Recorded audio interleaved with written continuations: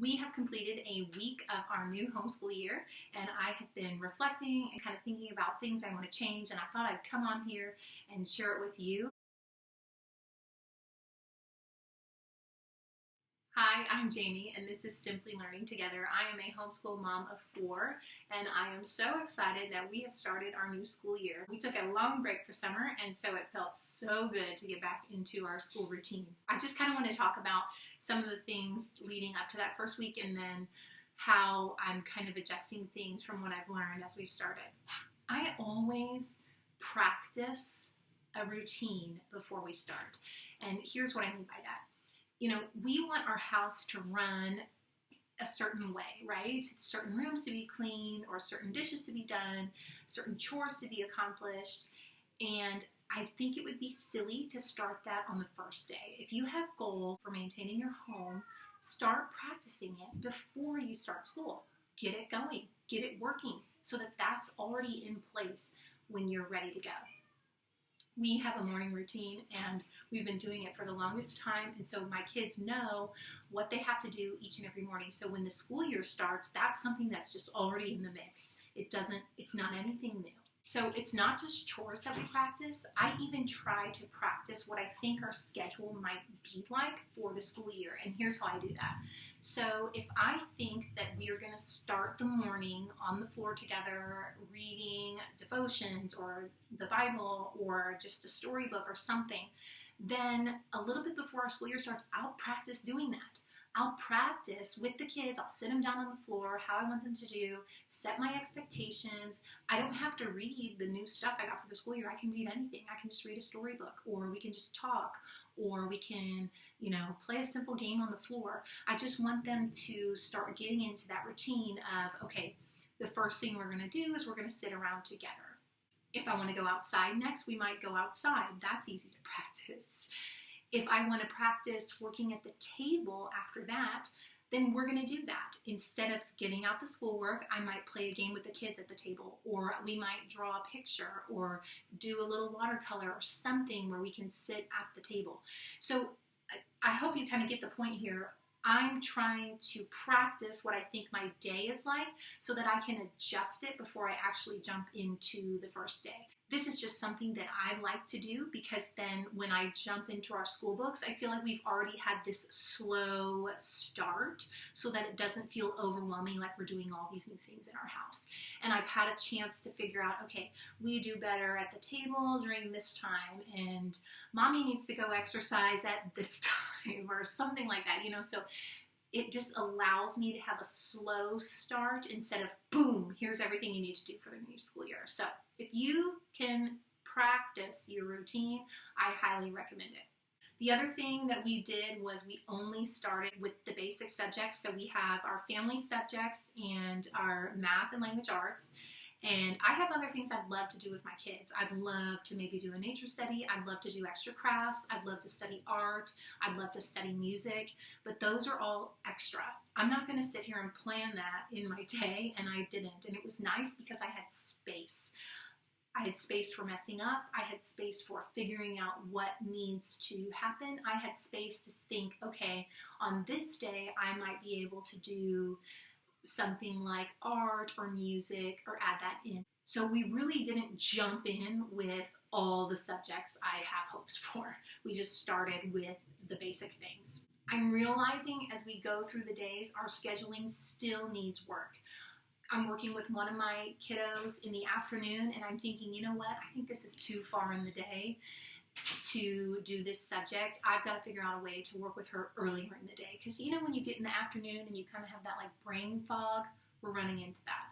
So I've got to figure out how to make adjustments to move that to the morning time, because nobody wants to do math at 2 p.m. So that's something I have to change. Unfortunately, it would work better if it was in the afternoon because my baby is asleep, but I want to do what's best for my child and help her be more successful. So I'm going to move some things around so that I can work with her in the morning. One of the things I need to do is I'm working on teaching my older kids how to play with my littles while I work with somebody else. And that's still a work in progress. We've done that a little bit in the past, but they're still young. I mean, my oldest is 8 and my next is 6. So they're still learning how to do that. But I try to come up with ways that they can maybe teach them something, whether it's reading a book to them or doing an alphabet puzzle or something like that. So that's something that we are working on. I've heard a lot of moms that do that and are successful with that. And I've just learned over our homeschooling experience that little things like that take practice and training, and so we have to continue to train for that. It's not long periods of time, it's maybe 15 or 20 minutes, but once we do that, I think it's really going to help me help others and them help each other and that sort of thing. So it's just kind of a way for us to function a little bit better. I had intended, if you saw my family subjects curriculum picks, I wanted to do history and science, and that's going great. The things that I picked, we are having so much fun. But I was listening to this wonderful podcast by the Homeschool Solutions, and I will link it here for you, but it was talking about doing things as a family together, which we do, and I was really excited about that. But it talked about don't overload trying to do every single subject every single day. And it made me think of, during the first week, I was putting so much focus on the history book that we were reading because we were having so much fun. And I thought to myself, oh my gosh, we're supposed to be doing some space things. And even though we're reading about space every day, I should enrich it. I should do an activity. So I'm looking for something simple that we can do about space. And I tell my kids, hey, I think we're going to do a spacecraft later this afternoon because I like to get them excited. And they're like, can we please just do the Easter Island stuff? They're talking about the history. They were so into the history, they didn't want to go to deviate from that. And that's kind of the point the podcast was making, is you want to allow that deep learning, that diving in of a topic and let their minds just go crazy with it. And so that experience plus hearing that podcast, I think I've decided that I'm going to focus on one subject and alternate it weekly, every 10 days, however it falls into place. So it took us about a week to finish our history book. And so I'm going to put that aside. And next week, instead of reading a history book during our morning time, I've got books from the library, you might see them, that we got about space. I'm going to read those instead. So then we can focus on that and kind of dive into that topic. So I think that's going to be really great change to dig deeper.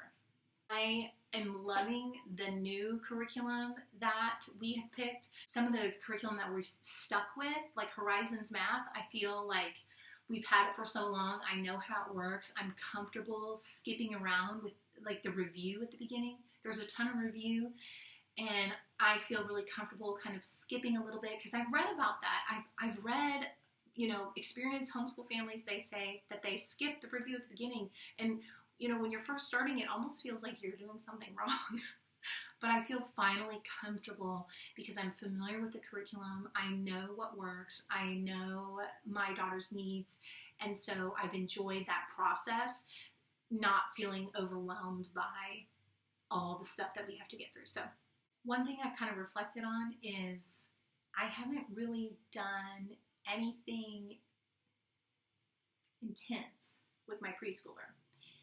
And I never intended to, but there is a little bit of a guilt factor, like should I be doing stuff? But then little things will come up in our day that we have moments of learning. For example, she came up to me with like an English muffin package, and she saw the letter S, which is in her name, and so she says, oh, look, it's my name. And so we talked about what the different letters were, and then she pointed them out. And so we have these moments in life that we can learn. And I treasure those. I really do love those. I did end up getting her, not getting her, I had an old tracing book that I used with one of my other kiddos, and I realized that she was ready to start some tracing. And so in one of our life moments where she randomly traced something, I thought, oh, okay, well, I'll pull that out.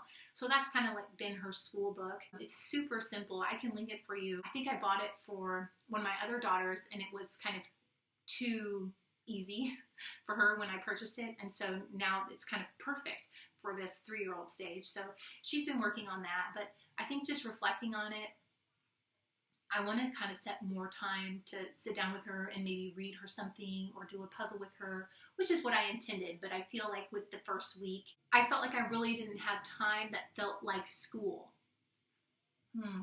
But our life is school. So that's kind of something I'm wrestling with. Because we have our moments, as I mentioned. So anyway, it's just something that I'm thinking about. How do I want to be intentional with her and give her that special time? And with my son as well.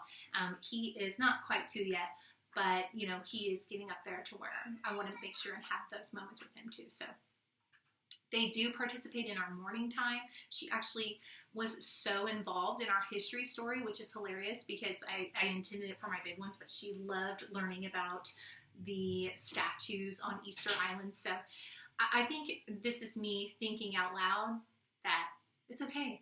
We're just learning as a family, and it's okay that it's not this individualized, worksheet or activity for her every single day.